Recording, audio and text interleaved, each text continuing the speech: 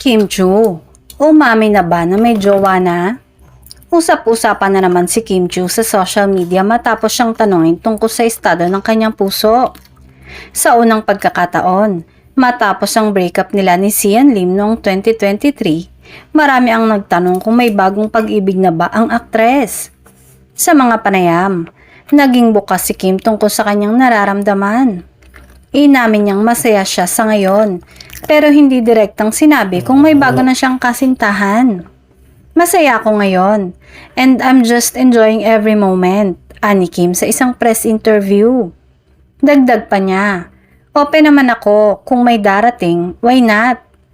Hindi rin naiwasang mabanggit ang pangalan ni Paolo Avellino, ang kanyang leading man sa ilang proyekto. Dahil sa kanilang closeness on and off cam, lalong lumalakas ang hinala ng mga netizens na may namamagitan sa kanila. Bukod sa madalas silang makita na magkasama, mula sa taping, bonding moments hanggang sa mga public events. Si Paolo napakabait at professional sa trabaho.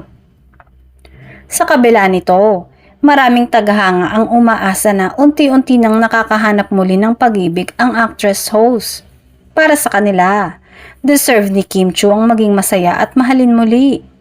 Sa ngayon, mas pinipili ni Kim na i-prioritize ang kanyang trabaho, pamilya at sarili.